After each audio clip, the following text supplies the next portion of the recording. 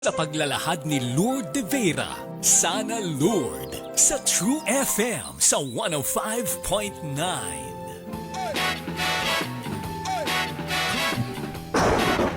Maraming salamat, Ate Cheryl Cosim. Isang buong linggo na perpekto ang umaga ninyo.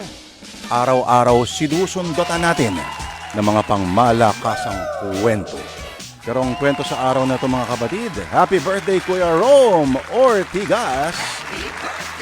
Ganon na lang ba yun, Kuya Rome? Wala.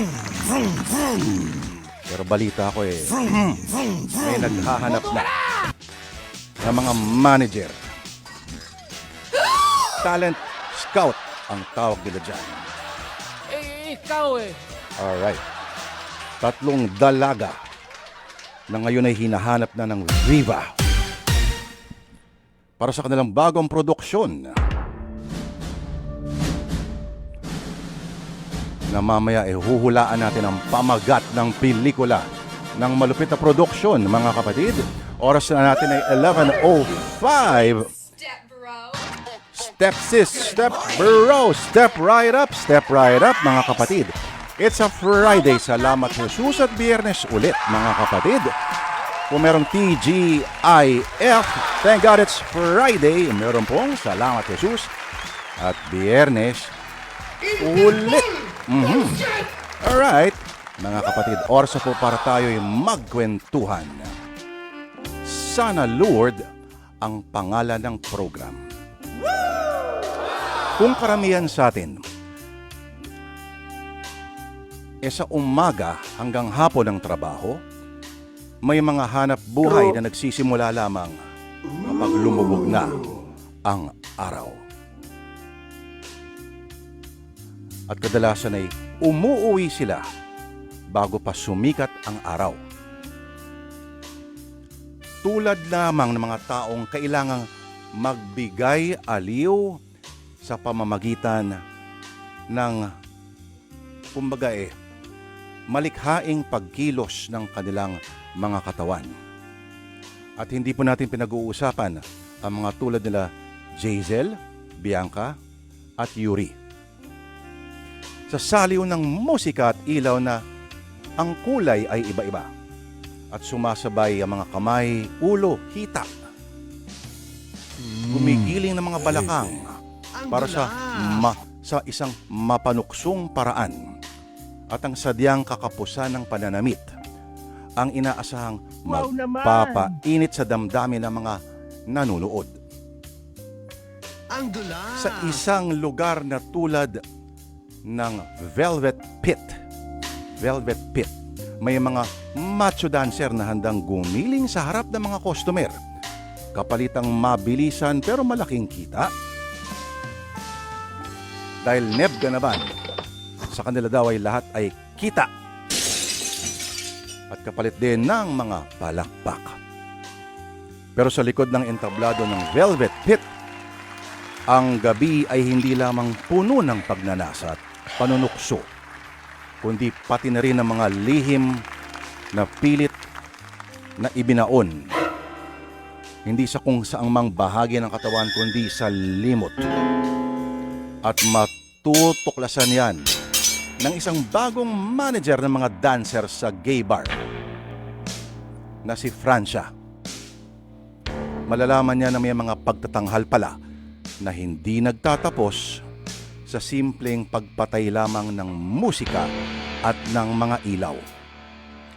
Ngayong Biyernes ng kababalaghan at kakatakutan, mga kapatid, atin na pong simula ng kwentong sinulat ni Krishna Senga tungkol sa sayaw na walang katapusan.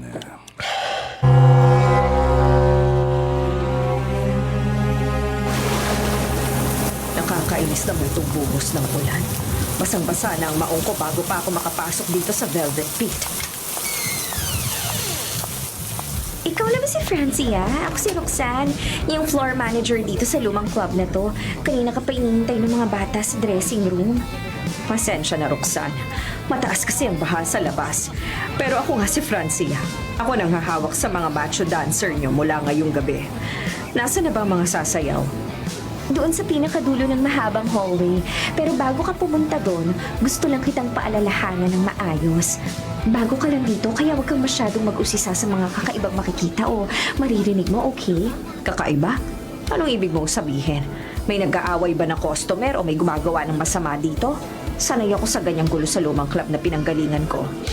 Kaya huwag kang mag-alala sa akin. Hindi tao ang sinasabi ko, Francia. Ibang sistema at hangin dito tuwing lumalapit ng 12:00 ng gabi. Naku naman, Roxanne. Gabi pa lang nananakot ka na agad. Trabaho lang ang pinunta ko rito para kumita ng pera. Hindi ako naniniwala sa mga pamahiin o kababalaghan ng mga matatanda. Bahala ka kung ayaw mong maniwala. Basta kapag may nakita kang 5 dancer na nakalinya sa backstage habang naghahanda, huwag mong bibilangin ng paulit-ulit. 4 lang ang totoong tao sa kanila na humihinga. Biro ba yan, Roxanne? 4 lang ang tao pero 5 dancer ang nakalinya. Ay, nakakatawa ka rin pala. Sige na, pupuntahan ko na mga alaga ko dun sa dressing room para makapagsimula na tayo sa pagsusuri ng gagamiting kasuotan. Seryoso ko, Francia. Ang pang-5 dancer na nakatayo doon, walang anino. Kapag pumasok ka na sa pinto ng dressing room, huwag kang titingin ng matagal sa malaking salamin sa dulo, ah. Salamin lang yon, Roxanne. Ano naman ang dapat kong ikatakot sa isang salamin? Baka naman masyado lang kayong maraming iniisip dahil madilim mga ilaw dito sa bar ninyo.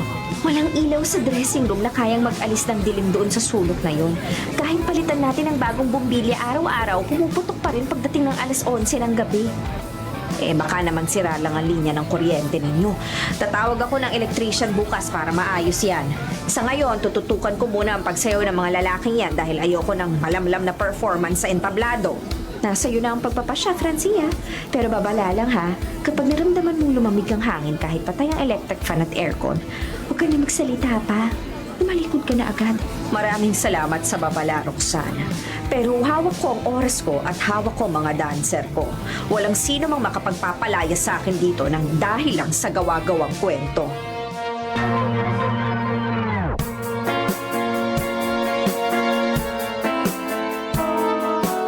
Good evening sa inyong lahat. Ako si Francia, ang bago ninyong handler at manager. Ayoko ng malalambot at papatay-patay kung kumilos tuwing oras na ng trabaho. Ako si Blade. Sanay na kami sa mga handler at manager na tulad mo, Francia.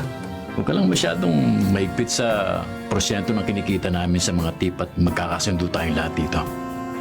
Francia, panigurado bang 4 lang tayong nasa loob ng dressing room na to ngayon? Bakit pakiramdam ko napakasikip at napakalamig ng paligid kahit sarado naman ang mga pintana? Marco, 3 lang kayong dancer na nakikita ko ngayon dito sa loob. Ikaw, si Blade, at yung isa pa ron sa dulo na nakatayo sa tabi ng salamin habang nag-aayos ng buhok. Sino? Si Alejandro ba yung ibig mong sabihin? Naku naman, Blade. Ano yung sasabihin niyang pangalan na yan dito?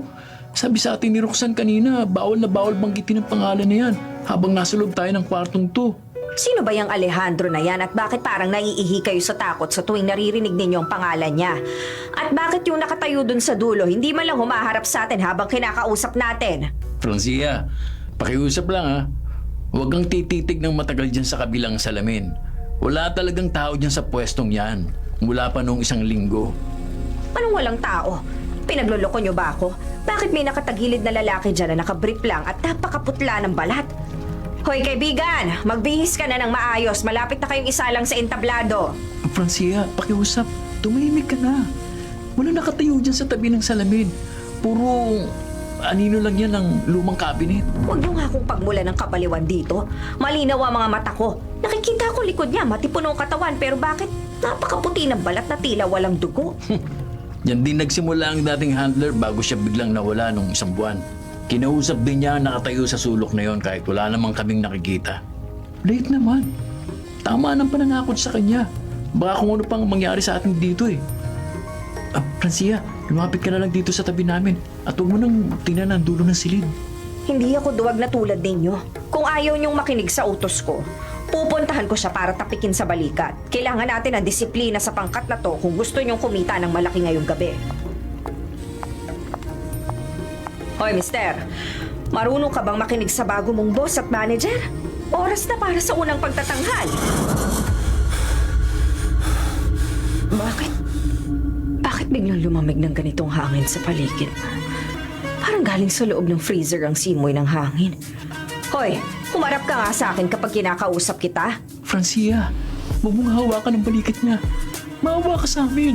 Ayaw namin madami sa anumang galit ng multong yan. Halika na, Margo. Lubas muna tayo ng dressing room. Nagsisimula naman ang kababalagan dito sa loob eh. Ayoko nang makita ng kung ano pa. Naku, nagtakbuhan pa ang dalawang duwag na yon. Hoy, mister! Umarap ka sabi sa akin ngayon din eh. Naku po, mali ang mukha mo. Bakit kulay itim ang buong mga mata mo? Ako si Alejandro. Ako ang pinakasikat at pinakamagaling na dancer dito sa Velvet Pit. Kailangan ko nang sumayaw sa entablado, Francia. Huwag kang lalapit sa akin. Ano ka ba? Diyos ko, anong klaseng nilalang ka? Bakit walang usok ang paghinga mo kahit napakalamig ng hangin? Pakinggan mo ang tugtog, Francia. Narinig mo ba ang mga tanggol sa labas? Oras na para magpalakpakan at sumigaw ang mga tao. Tawagin mo na ang pangalan ko sa mikropono, tulad ng ginagawa ng lumang manager. Umalis ka sa harap ko! Magsalita ka! Tao ka pa ba o ano? Bakit hindi gumagalaw ng maayos at tila lumulutang ang mga paa mo sa sahig? 10 taon na ako naghihintay ng bagong handler na kakausap sa akin ng direkta. Ikaw ang napili ng silid nito, Francia. Ikaw ang mag-aakyat sa akin sa entablado. Hindi! Hindi ako magiging manager ng isang katulad mo. Huwag mo akong hawakan sa braso. Lamig ng kamay mo parang yelo. Huwag ka nang tumakbo, Francia. Walang sino mang nakalalabas sa dressing room na to kapag nagsimula na akong magsalita. Pakinggan mo ang musika. Naghihintay na ang mga tao sa labas. Bitiwan mo ako! Bitiwan mo ako, sabi! Tutulak kita sa pader! Kahit itulak mo ako, hindi mo ako mababago.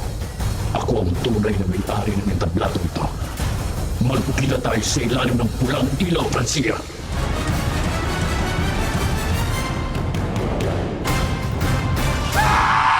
Nawala ang sungit, Putok dyan. ang taray ni Francia. Ramdam niyang biglang paglamig ng hangin habang nakatitig ang mga itim na mata ni Alejandro. Pero wala nang mas lalamig pa sa malayelong temperatura ng mga kamay na humahawak kay Francia. Ang dulas! Anong klaseng nilalang ba itong kanyang naengkwentro? Ano nga ba ang ibig sabihin nito na 10 taon na raw siyang naghihintay? Ano ba ang kanyang tunay na pakay? Ito na ba yung isa sa mga kababalaghan na kanila sinasabi na nangyayari raw tuwing hating gabi? Sa oras po na 11:17, mga kapatid, mapapagiling kayo sa ating pangmalakasang kwento, mga kapatid. Welcome po sa isa na namang edisyon ng paborito niyong radio drama program na masarap pakinggan tuwing umuulan at kapiling ang kape. At ang mga banayad na inumin, mga kapatid, welcome po sa isa na namang edisyon ng paborito niyong radio drama programang Sana Lord. Sana ituyo kayo, mga kapatid, at sana po'y malaman ninyo na hindi pa rin po nagtatapos ang mga pag-ulan at magtatagal daw ito hanggang sa linggo. Kaya mag-ingat tayo, mga kapatid. At kanina lang po ay nagtunugan na po ang ating mga cellphone na naman. At nagpapaalala po ang NDRRMC. Basta, mga kapatid, wala ang pinakamalakas, in fact, ang sabi po ng Pag-asa ay posibleng mangyayari pa sa linggo, sa araw po ng linggo. Kaya wag po tayo magpakampante. Alright, mga kapatid, walang bagyo pero kainitan pa rin po, kasagsagan po ng habagat. Alright, pero huwag kayong mag-alala dahil may 2 winners pa rin po na bibigyan natin ng 500 piso sa araw na ito. Alright, kaya makinig po sa aming itatanong maya-maya lamang at makinig ng maigi para hindi po tayo nag-iimbento ng kung ano ng mga sagot. Sayang na lang po ang effort At sana po mga kapatid, maibigan po ninyo ang ating kwento. Correct! Araw na ito. Kayo man ay sexy o macho. Sa oras po ng 11:19, mambibitin muna tayo mga kapatid. At magbabalik po ang Sana Lord makalipas lamang ang ilang paalala. Ang True FM hit na ito ay hatid sa inyo ng Lunes hanggang Biyernes, alas 6 hanggang alas 10 ng umaga.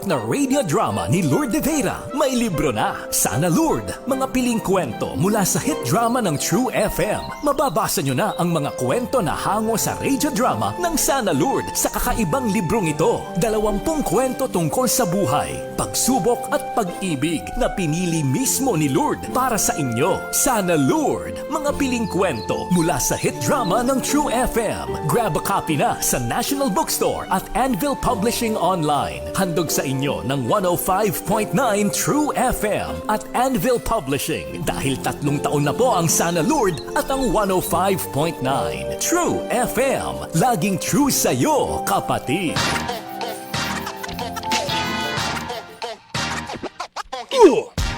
Thank you, sir. Thank you so much. Auntie Claire! Auntie Claire! Auntie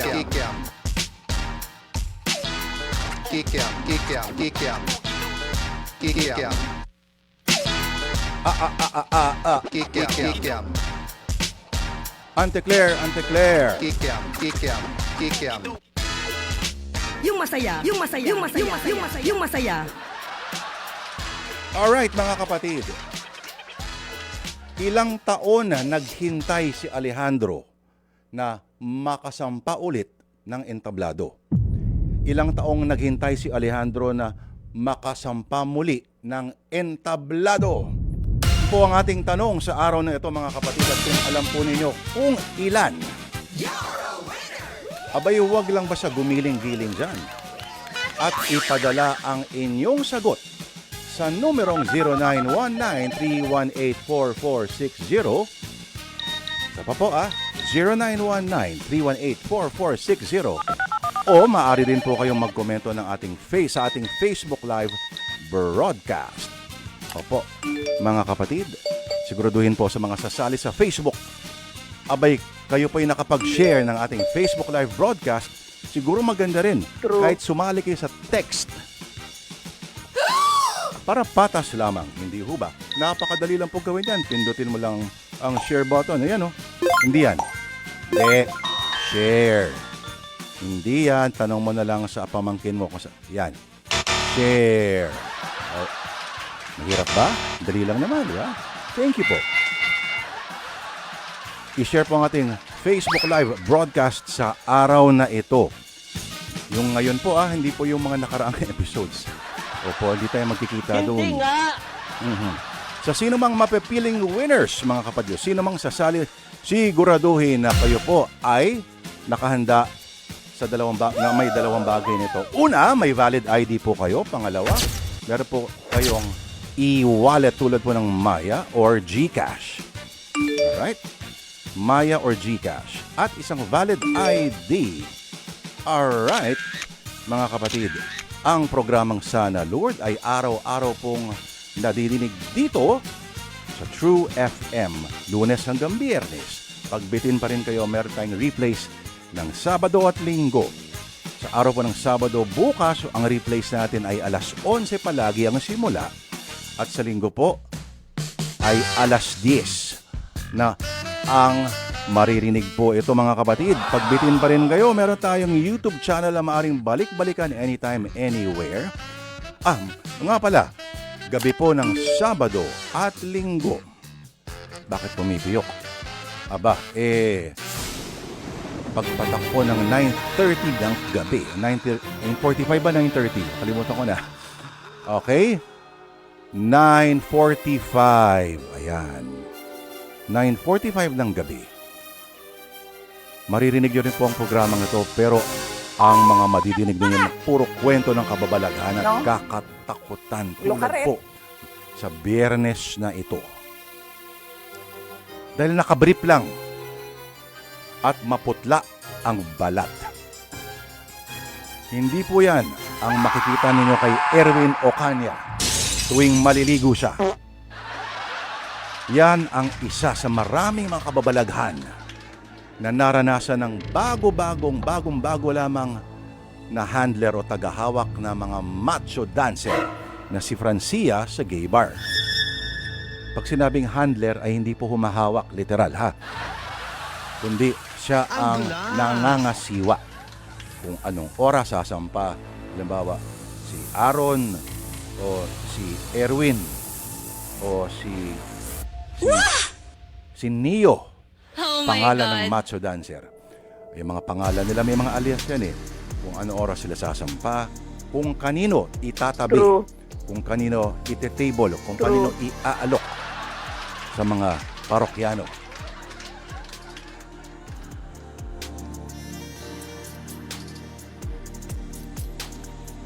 Pero mga kapatid, etong si Francia ay pumasok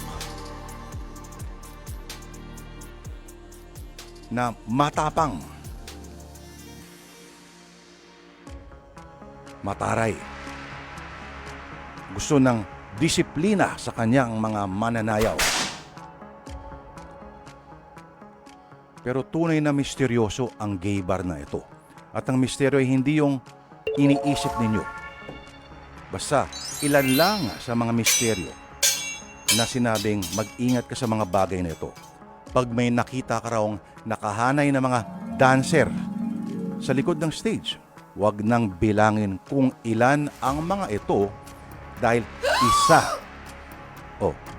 isa sa kanila raw ang hindi totoo.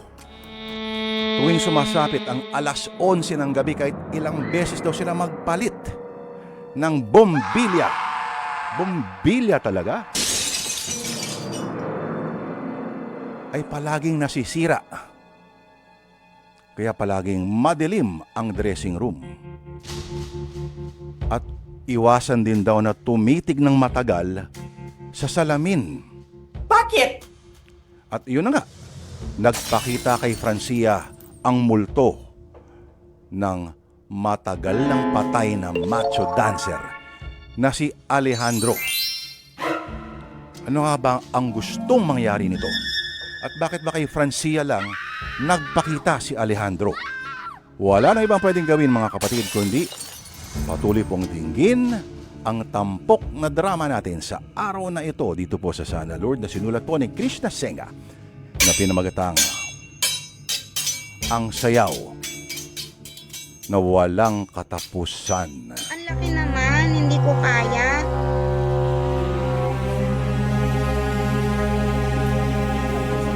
Roxanne! Roxanne, buksan mo itong pinto sa counter! Pakiusap, buksan mo agad! Francia, bakit namumutla ka ng ganyan at basang-basa ka ng malamig na pawis? Sinasabi ko na sa'yo kanina pa eh. Kita mo siya, no? May lalaki na bubulok dun sa dressing room. Ang itim ng buong mata niya at nagmamasid lang habang umiikot ang leeg. Anong klaseng barba to, Roxanne? Bakit may ganyang nilalang sa loob? Sabi ko na sa'yo, si Alejandro yon. 10 taon na siyang patay pero hindi pa rin lumalabas ang kaluluwa niya rito sa loob ng Velvet Pit. Ayaw niyang iwanan ng entablado. Sabi ko sa'yo, Francia, huwag mong kakausapin eh. Kapag kinuusap mo si Alejandro, ibig sabihin tinatanggap mo siyang alaga at dancer mo. Ginawa mo talagang lapitan. Yari ka na ngayon, Francia. Kapag pumasok na si Alejandro sa isip ng bagong handler, pipilitin kanyang patugtugin ang paborito niyang kanta tuwing darating ang eksaktong alas 12 ng hating gabi. Hindi ako naniniwala na wala tayong magagawa. Ipapapulis ko tong bar na to bukas na bukas din. Bakit nagpapapasok kayo ng patay na tao para magtrabaho dito? Walang makakatulong sa'yo na kahit sinong pulis o otoridad, Francia. Dito siya mismo namatay sa gitna ng entablado dahil sinaksak siya ng isang silosang customer 10 taon nang nakakalipas. At hanggang ngayon, nararamdaman pa rin niya na kailangan niyang sumayaw gabi-gabi. Kung patay na siya, bakit nahawakan niyang braso ko? Ramdam na ramdam ko ang lamig ng kamay niya na tila tumatagos hanggang sa mga buto ko. Malakas ang kapangyarihan niya kapag may tao nagpapakita ng takot o kaya ay nakikipag-usap sa kanya ng direkta. Ginawa mong dalawang yun, Francia. Roxanne, ano bang gagawin natin ngayon? Baka madamay kaming dalawa ni Blade sa galit ni Alejandro. Ayoko pa mamatay dito sa lumang club na to, no? Tumahimik kayong lahat at mag-isip tayo ng maayos. Francia, kailangan mong manatili sa tabi ko at huwag na huwag kang hahawak ng kahit anong mikropono o kagamitan sa sound system. Hindi ako matatakot sa kanya. Kung gusto niyang sumayaw, sumayaw siya ng mag-isa niya. Pero hindi ko babanggitin ang pangalan niya sa harap ng mga tao.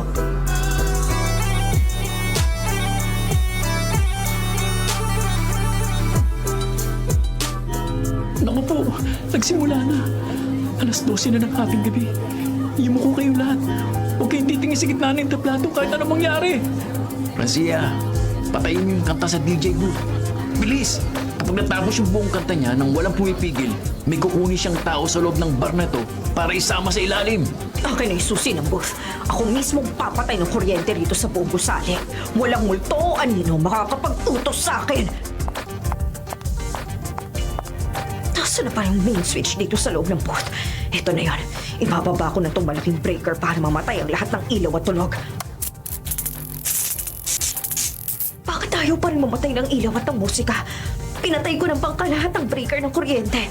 Bakit gumagana pa rin itong mga speaker? Hindi mo mapapatay ang musika ko, Francia. Kahit putulin mo ang lahat ng kable sa buong gusali. Ang tunog na ito ay nagagaling sa loob ng alaala ng lugar nito. Lumayo ka sa akin! Huwag mo ko hawakan sa leeg! Magsama kayo ng musikang yan! Ikaw ang handler ko ngayong gabi, Francia. I-announce mo ang pangalan ko sa mga tao. I-announce mo ko sa mikropono ngayon din kung gusto mong makahinga ng maayos. Hindi! Hindi ko gagawin yan! Sinasapal mo ko! Bitiwan mo leeg ko! Magsasalita ka sa mikropono, Francia. Bibigay mo sa akin ang nararapat na pagpapakilala. 10 taong kong inalintana ang katahimikan dito sa dilim. Bitiwan! Bitiwan mo ko! Hindi ko makahinga! Francia! Huwag mo hahawakan yung mikropono na yan! Kapag binanggit mong pangalan niya sa mic, mawawala ka na ng tuluyan sa sarili mo at magiging alitin ka na ng kaluluwa niya! Ilan ngayon si Francia dyan sa loob ng DJ booth? Sinasaniban at pinapagalo na siya ni Alandro. Hindi ko kayang lumapit, Blade eh. Nagtawat ako. Tinamoy yung pulang ilaw sa stage, oh. May sumasayaw na lalaki na may malalim na sugat sa dibdib. Magandang gabi sa inyong lahat na narito ngayon. Isang malakas na palakpakan para sa ating pinakasikat, pinakamagaling, at pinakagwapong macho dancer, si Alejandro! Huli na ang lahat! Pinanggit na niyang pangalan sa mikropono. Kinuha na ni Alejandro ang boses at ang buong pag-iisip ni Francia. Panoorin niyo ang huling sayaw ko.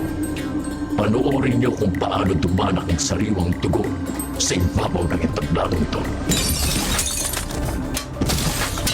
Muna tayo palabas! Habang may oras pa! Magsasarado na lahat ng pinto at bintana ng Velvet Pit! Ayun gumalaw ng mga bako, Blade! Parang may umawak sa mga bukong-bukong po sa ilalim ng lamesa! Tulungan mo si Marco, Blade. Huwag niyong iiwan ang isa't isa. Kailangan natin makalabas bago matapos ang kanta.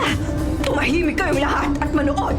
Ang sino mang sumubok lumabas ay hindi na makakakita ng umaga! Hayaan mo silang manood, Francia. Gusto kong makita nila kung paano ko tatapusin ang pagtatanggal na ito sa pamamagitan ng sakripisyo.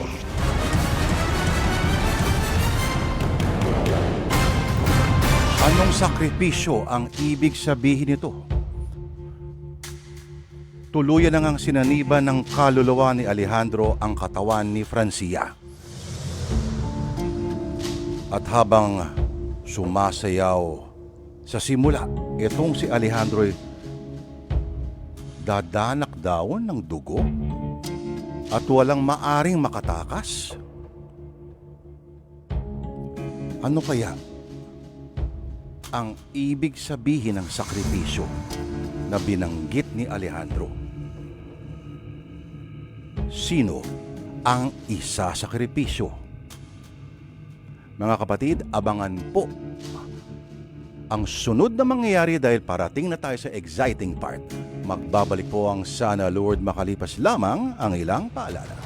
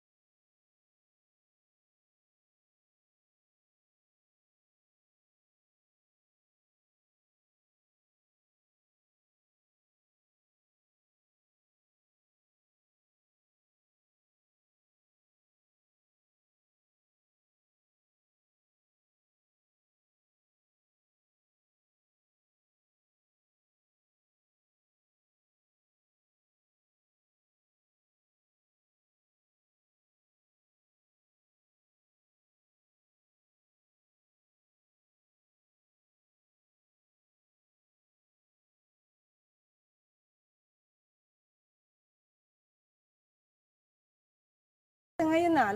Antecler, mga kapatid. Yung masaya. Ang oras ay 11:48. Nasa huling bahagi na tayo ng ating kwento. At bago natin banggitin ang winners, bati muna tayo mga kapatid, ang mga nakatutok ngayon. Shout out sa lahat po ng mga taga Barangay Punong Matalom, Leyte, sa mga pamilyang pinapabati po ni Rolando Dasican Ibanez Gono. Okay? Sa pamilya Gihan, Fortaleza, Igot, Gatok, Maceda, Marinyo, Roquino, Publico, Anoco, Parmo. At lahat kayo dyan, mag-ingat kayo palagi. Maraming salamat sa inyong pagtutok. Mary Labi Bernardo, watching from Marikina City. Alex Fuentes ng Bacolod City. John Mark Burgos. Ginoong Ryan Barion, kamusta ka na ngayon? Aldrin Bendicio, mag-ingat ka lagi, pare ko. Hello. Alright. Sabi ni Alex Fuentes, salamat Jesus at Biyernes ulit. Shabu daw, shabu. Bong Pedraheta. Ingat tayong lahat. Mga kapatid, Maria Angulo, shout out sa iyo at natawa daw siya kila Bianca, Yuri at Michelle. Praise the Lord. Magbagong pangalan bala. Si Rochelle. Thank you, Lord. G. De Queiroz. Tune in mga kasana Lord. Maulang Friday morning. Nakikinig lahat sila. Kasama kanyang nanay Edith. Wow Edith. naman. At ang anak niyang si Erosio. Galing ng pangalan, Erosio. Keep safe. Ingat kayo lagi. Maria Angulo. Praise the Lord. 85 years old sa Thank you, kanya. Lord. Shoutout sa kanyang mami na si Mami Leticia Angulo. 85 years old na si Mami Leticia. Nympha, galing ng apelido niya. Celos.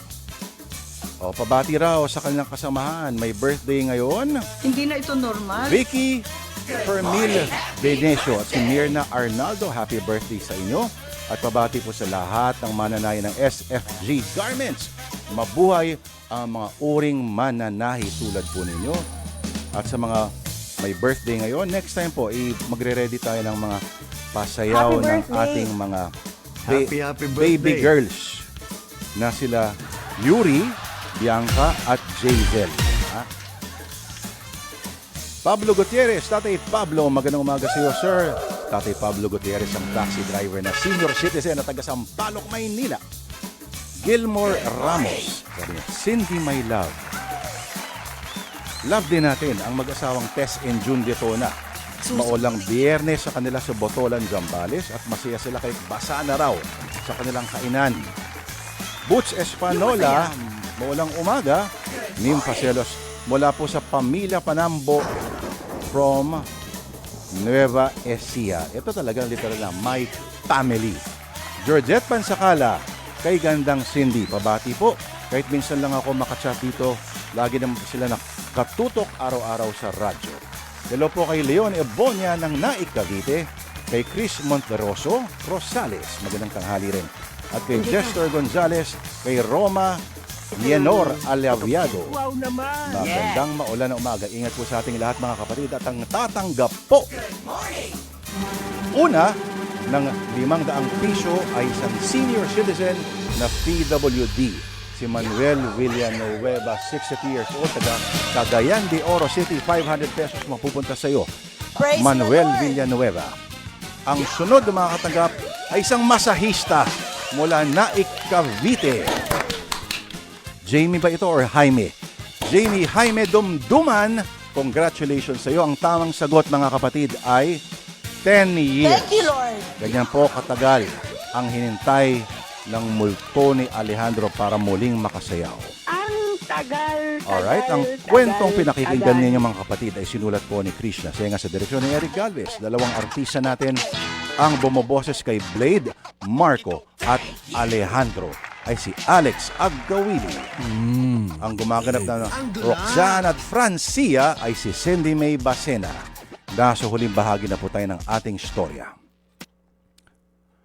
Tuluyan na ngang sinaniban si Francia.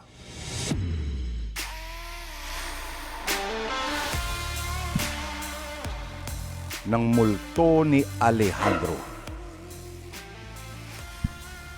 Lahat ito yung nangyari sa pagpatak ng alas 12, mga kapatid. Nangyari ito hating gabi. Pero ano kaya ang magiging marahas na katapusan ng bawat isa sa mga nilalang na naipit sa loob ng gay bar? Kapag ang mismong nasapian na si Francia ay ginagamit ang patalim, hawak ng patalim upang magpadanak ng sariwang dugo sa gitna ng nagwawalang multo sa entablado.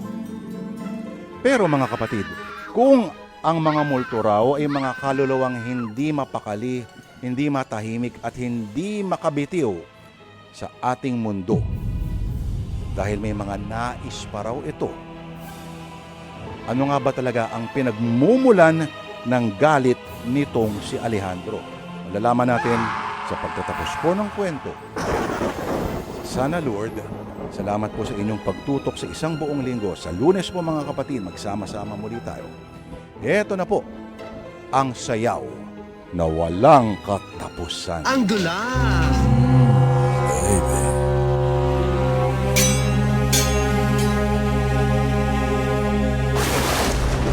Ayaw talaga bubukas ng pinto. Nakalakto mula sa labas at nakatali ang mga doorknob kung anong maitim na likito. Blade, tulungan mo ako rito sa kabilang pinto. Walang gagamit ng pangunahing pinto. Nakakabit na ang sumpa sa buong gusali ito. Roxanne, paano natin lalabas si Francia mula doon sa DJ booth? Wala na sa sarili si Francia. Tingnan niyo siya sa taas ng booth. Nakatutok lang ang mga mata niya sa stage habang nakangiti ng napakalapad at walang kukurap-kurap. Tumingin ako sa gitna ng stage. Diyos ko, Lord. Si Alejandro, nakalutang siya sa gitna ng entablado habang nakatitig ng diretso sa ating tatlo.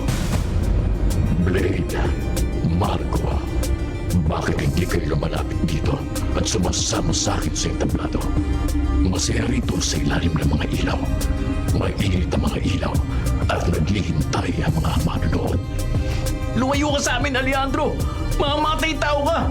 Isang dekada ka nang wala sa mundong ito!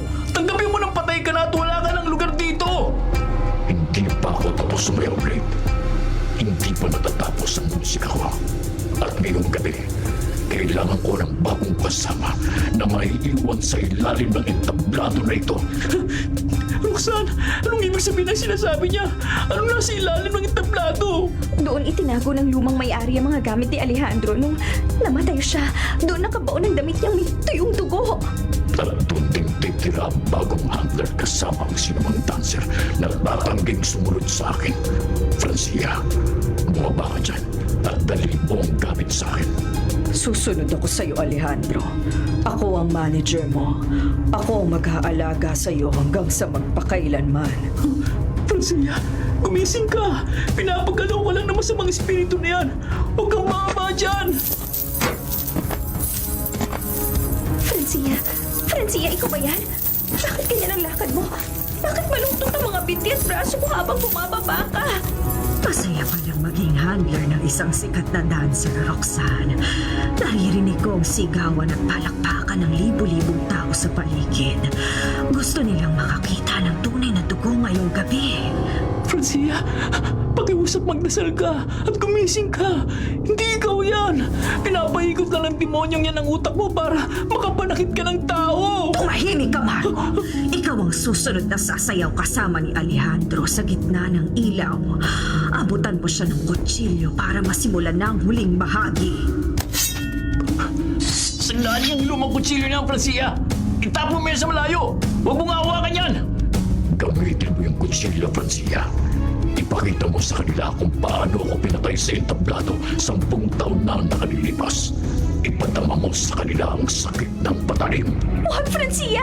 Kapag sinaksak mo si Marco, si Blade, magiging katulad ka na rin ni Alejandro. Forever ka na makukulong at hindi na makakalabas sa bar na to. Kailangan nang matapos ang palabas. Kailangang dumanak ang sariwang dugo para makauwi na tayong lahat sa ating mga tahanan. Lumayo ka sa akin, Francia! Huwag ka lalapit sa akin! Hawak yung kutsilyo! Blade, harangan mo siya! Francia! Bitiw mo yung patalim na yan kung narinig mo pa ang boses ko! Rico! Ang sakit! Sinasakit niya ako sa balikat, Blade! Tulungan mo ako pakiusap! Dugo! Maraming dugo! Francia! Bigtiwan mo yung kutsilyo! Hawakan mo ang dalawang kamay niya, Roxanne! Bilisan mo! Hinihigpitan ko ng hawak sa braso niya. Bitaw mo patalim, Francia! Gumising ka na sa panaginip na yan! Nasaan ako? Bakit may dugo mga kamay ko? Marco, bakit ka umiiyak at nakahawak sa balikat ko? Nagising ka rin sa wakas. Pinagtangka mo kami patayin dahil sa pagkontrol sa iyo ng Alejandro na yan. Hindi pa tapos ang palabas. Walang sino maglalabas ng buhay mula sa loob ng Velvet Pit. Akin ang gabing ito.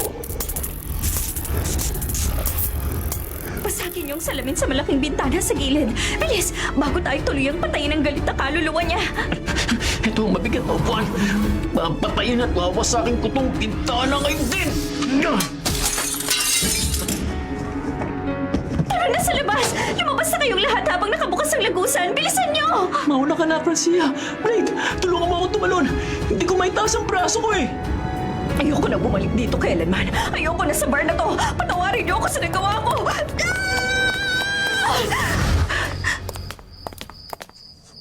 Nasa labas na ako. Pero bakit biglang tumahimik? Diyos ko po. Anong nangyari sa Velvet Pit? Bakit nawala mga ilaw? Bakit nagmukhang abandonadong gusali ang gay bar na yan? Ay, naguguluhan ako! Balot! Balot! Ay, ate! Ano nangyari sa inyo? Anong galing ba kayo dyan sa abandonadong gusali? Alam mo ba tong lugar na to? Kanina mailaw at malakas ang tugtog. Bakit biglang naging ganyan? May matagal lang abandonado yung Velvet Pit na yan. Sigurado 5 years ago na. Ano? Pero paano? Roxanne! Blade! Marco, nasa na kayo? Ay, naku, kahit sumigaw pa kayo dyan, walang tao dyan. Ano bang nangyari sa lugar na to? Ay, kilalang gay bar sa lugar na tong Velvet Pit. Pero natapos ang kasikatan ng bar nang may isang macho dancer ng amok sa loob. Ay, marami siyang pinatay dyan eh. Balita ko 2 macho dancers ang napuruan niya. Ay, tanda ko pa Blade at Marco yung pangalan ng mga biktima tapos yung floor manager patay din. Pero may nakaligtas din naman. Tapos yung macho dancer na nag-amok, nag-suicide sa loob na pagkatapos niyang gawin ang krimen. Tapos nun, nagsara na nung tuluyan ng Velvet Pit na yan. Natatandaan niyo pa po ba yung pangalan ng macho dancer na nag-amok sa loob? Ang tanda ko Alejandro yung pangalan Gwapo yun, matangkad, magandang katawan. Pero palaging napapaaway sa loob Ganun ba? Oo. Bakit nga pala kayo pumasok sa loob niya? May tumawag kasi sa akin ni Roxanne ng pangalan. Oh. Inalok niya ako ng trabaho. Maging handler ng mga talents ng Velvet Pit. Uy, huwag na kayo bumalik dito. Kung pwede. Kung pwede ka, dumamo na kayo sa simbahan bago kayo umuwi ng bahay ninyo bukas pa ang simbahan ng San Bartolome. Ay, sige ho. Salamat ho. Aalis na ho ako. Balot! Ay, Diyos ko. Ano ba itong naranasan ko ngayong gabi? Gulong-gulong isipan ko. Sana makalimutan ko ng pangungot na to.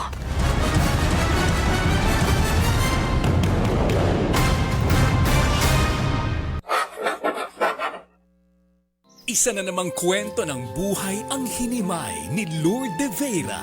Sana Lourdes sa True FM sa 105.9.